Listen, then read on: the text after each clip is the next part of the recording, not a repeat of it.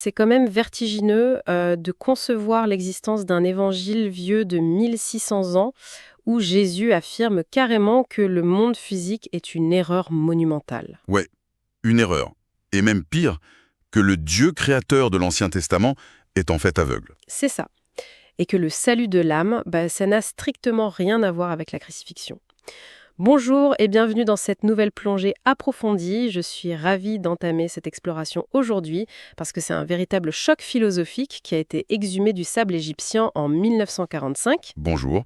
Et oui, l'objectif de notre analyse aujourd'hui, c'est pas juste de retracer l'histoire d'une découverte archéologique un peu poussiéreuse, c'est vraiment de plonger au cœur d'une bombe à retardement intellectuel, la fameuse bibliothèque de Nag Hammadi. Exactement. Et pour ça, on s'appuie sur une compilation d'encyclopédies historiques, de textes académiques et bien sûr des traductions directes de ces manuscrits coptes. La mission, c'est de disséquer le gnosticisme et l'hermétisme antique. On veut comprendre pourquoi l'Église naissante a déployé autant d'efforts pour effacer ces visions du monde de la surface de la Terre. Il faut dire que ces manuscrits posent le postulat le plus subversif de l'Antiquité. C'est une idée qui a littéralement terrifié les autorités religieuses de l'époque, quoi. Parce que si la vérité ultime ne se trouve pas dans les dogmes extérieurs, ni dans les rituels imposés par une hiérarchie cléricale, mais qu'elle réside à l'état latent à l'intérieur de chaque individu, enfin à l'intérieur de nous-mêmes, du coup, tout le système de pouvoir s'effondre. C'est carrément ça. La gnose, cette connaissance salvatrice, elle propose une autonomie spirituelle absolue. Ils cherchent du sabac, c'est un nitrate naturel qui sert d'engrais, et d'un coup, leur pioche heurte une grande jarre en terre cuite. Et évidemment, ils espèrent trouver un trésor, de l'or, un truc comme ça. Ouais, rêvant de faire fortune, ils la brisent. Et à l'intérieur, surprise, 13 vieux livres reliés en cuir, des codex en papyrus. Mais le plus ironique, ou plutôt tragique, c'est l'accueil qui est réservé à ces textes inestimables. Ah, la fameuse histoire de la mer. Mais oui, leur mère, elle est terrifiée à l'idée que ces vieux grimoires attirent des énergies négatives, ou des djinns, tu vois. Du coup, elle en jette au moins un dans le feu de son fourneau familial. Non, mais c'est fou. C'est comme découvrir, je sais pas, un disque dur millénaire avec l'histoire alternative du monde. Et quelqu'un le formate par erreur parce qu'il comprend pas sa valeur. C'est exactement ça. Et au-delà de l'anecdote qui fait très film d'aventure, l'ironie historique est quand même d'une cruauté fascinante, non? Totalement. Ce qui est fascinant ici, c'est que ces textes, on parle de plus de 1000 pages, une cinquantaine de traités traduits du grec au copte, ils avaient été cachés à l'origine pour être sauvés de la destruction par les censeurs. Ouais, caché pendant près de 16 siècles. Et ils frôlent l'anéantissement par une simple superstition moderne, quoi. Et la suite de leur parcours est tout aussi chaotique. Ah oui, l'anarchie noire et tout. Bah ouais, les paysans se retrouvent pris dans une vendetta meurtrière. Pour s'en débarrasser, ils confient les livres à un prêtre. Ensuite, ça part au marché noir au Caire, avec des prix qui flambent. Jusqu'à ce que le jeune historien français Jean Dorès identifie le trésor. C'est ça. Et après, t'as l'Institut Carl Gustav Jung qui achète clandestinement un volume, le fameux Codex Jung. Et ça finit avec Nasser qui nationalise la collection pour la conserver au musée copte du Caire. Ce périple, c'est vraiment à l'image de la dissidence que ces textes contiennent. Et justement, quelle dissidence! Pour comprendre cette menace, il faut qu'on examine la matrice de leur cosmologie. Quand on lit ces mythes gnostiques, ce qui frappe, c'est cette dissociation radicale, presque chirurgicale, entre la création et la rédemption. C'est un divorce total, ouais. Le monde matériel n'est absolument pas l'œuvre d'un Dieu suprême et bienveillant, comme on a l'habitude de l'entendre. Non, c'est pire. Le monde physique, la nature, nos corps, tout ça est vu comme l'œuvre d'une entité ignorante, voire maléfique, le fameux démurge. Yaldabaoth, le Dieu aveugle. Mais comment ils en sont arrivés là? Comment la pensée gnostique justifiait l'apparition d'un architecte aussi défaillant? En fait, la réponse se trouve dans un drame cosmique primordial. Pour les gnostiques, le Dieu suprême, il est ineffable, infini, fait de pure lumière. Il n'a rien à voir avec notre matière dense. Et ce Dieu émane des entités spirituelles qu'on appelle les éons. D'accord, les éons. Et l'une de ces entités, c'est Sophia, qui représente la sagesse. Et c'est elle qui provoque la catastrophe. Par un désir excessif de comprendre la grandeur de Dieu, elle essaie d'engendrer seule, sans son pendant masculin. Un genre d'anomalie cosmique. Exactement. Ça génère un avortement cosmique, une forme difforme et ignorante qui est expulsée du monde divin. C'est lui, le démiurge Yaldabaoth. Il se retrouve seul, dans les ténèbres, et comme il ignore l'existence de la lumière suprême, il se persuade d'être le seul Dieu. Attends, c'est hyper subversif par rapport à la Genèse. C'est une relecture cinglante. C'est lui qui façonne la matrice matérielle et qui déclare fièrement, comme dans l'Ancien Testament, « Je suis un Dieu jaloux et il n'y a point d'autre Dieu que moi ». D'accord, mais là, on doit quand même faire un arrêt parce que on est en droit de se poser des questions. Si l'univers physique n'est qu'une prison holographique gérée par un geôlier incompétent, c'est d'un pessimisme abyssal. Ah ben, c'est très sombre, oui. Ça rend le monde physique, la nature, le corps humain, complètement dénué de valeur. Et comment expliquer que beaucoup de gens ont l'air très heureux dans ce monde matériel, alors que d'autres ressentent ce profond mal-être existentiel? Si l'on relie ça à la situation globale de l'époque, cette anthropologie gnostique offrait une réponse ultra élégante au problème du mal. Si le monde est rempli de souffrances, de maladies, c'est parce que son code source est corrompu. Corrompu par le démiurge. Voilà. Lors de la chute de Sophia, des fragments de lumière divine se sont éparpillés dans la matière. Pour animer ces créatures de chair, le démiurge a été piégé à son insu, et il a insufflé ses étincelles divines dans les humains. Ah, l'étincelle divine! Mais alors, tout le monde ne l'a pas. Les sources parlent bien de 3 catégories d'humanité, c'est ça? Tout à fait. 3 castes très distinctes. D'abord, les pneumatiques, les spirituels, eux, ils ont cette étincelle de manière innée, ils sont presque programmés pour ressentir l'appel divin. Ensuite, on a les psychiques. Ceux-là, ils ont une âme rationnelle et un libre arbitre. Ils n'ont pas la connaissance absolue dès le départ, mais ils peuvent être sauvés par l'effort, la justice, la foi. Ouais. Et enfin, et là, c'est la fatalité tragique et les iliques, ceux qui sont constitués uniquement de matière sans aucune étincelle et qui sont voués à la destruction avec le reste de l'univers matériel. C'est dur, quoi. C'est très élitiste d'une certaine manière, mais le drame central pour les pneumatiques, c'est l'amnésie.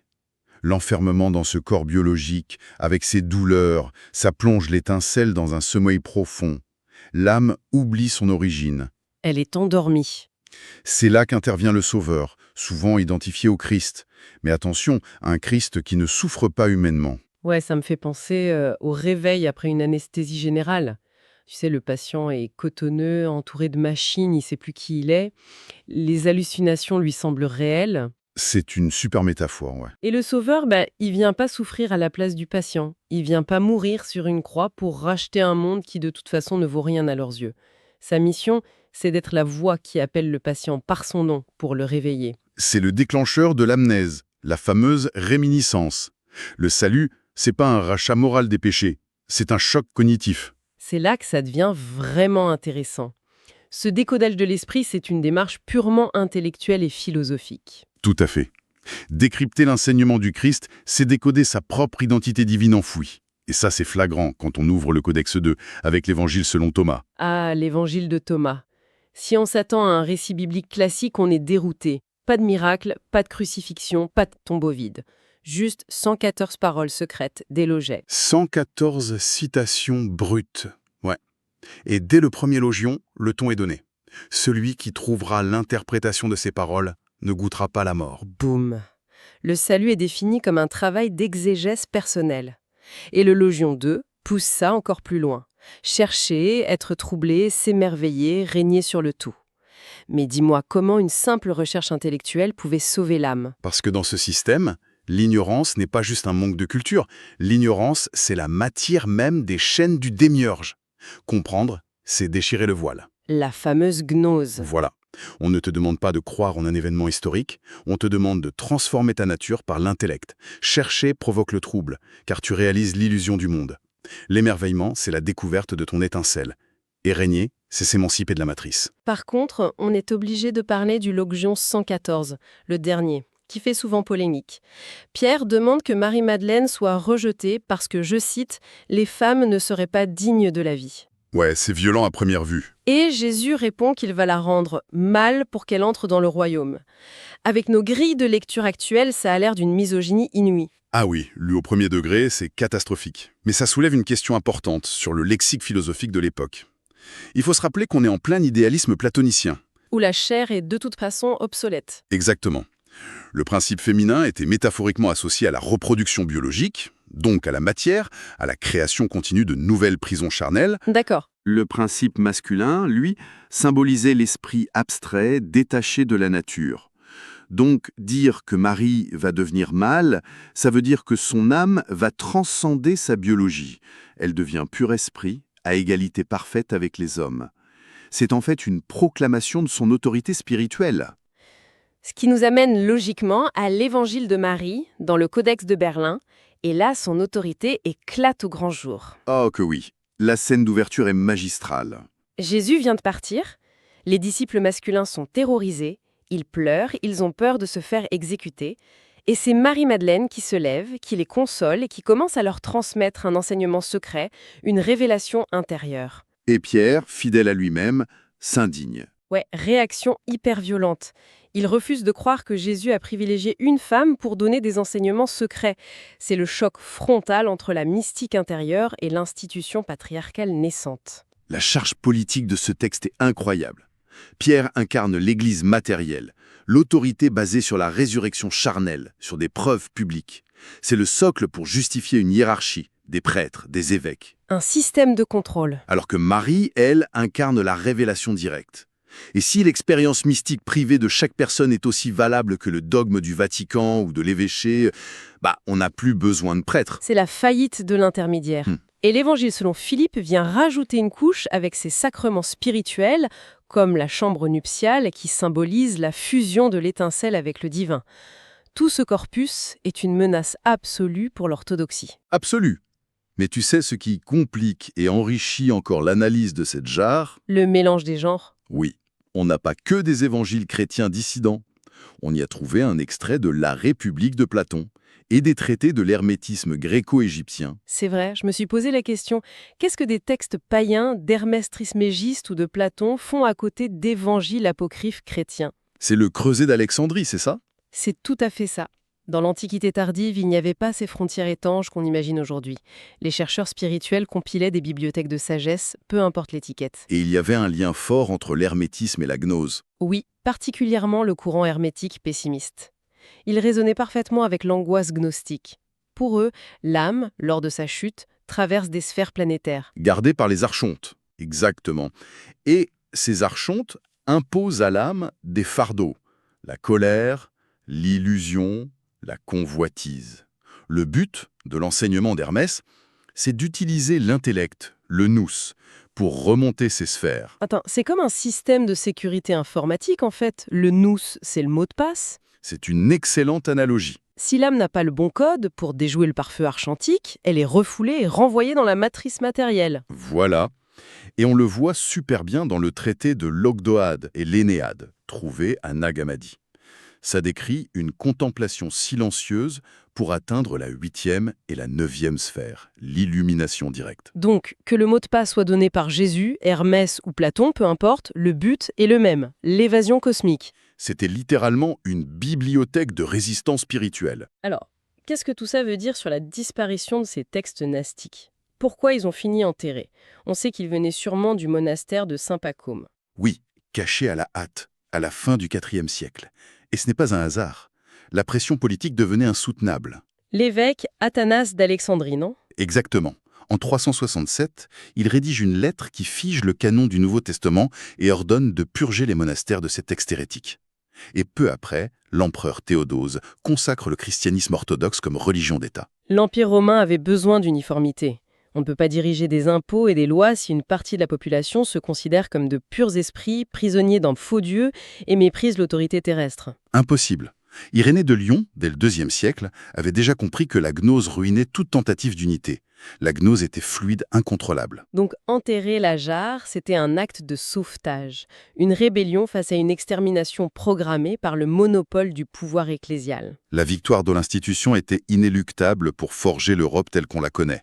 Il fallait réduire ses voix au silence du désert. Ce voyage est quand même dingue. Des sables brûlants d'Égypte aux sphères planétaires des archontes.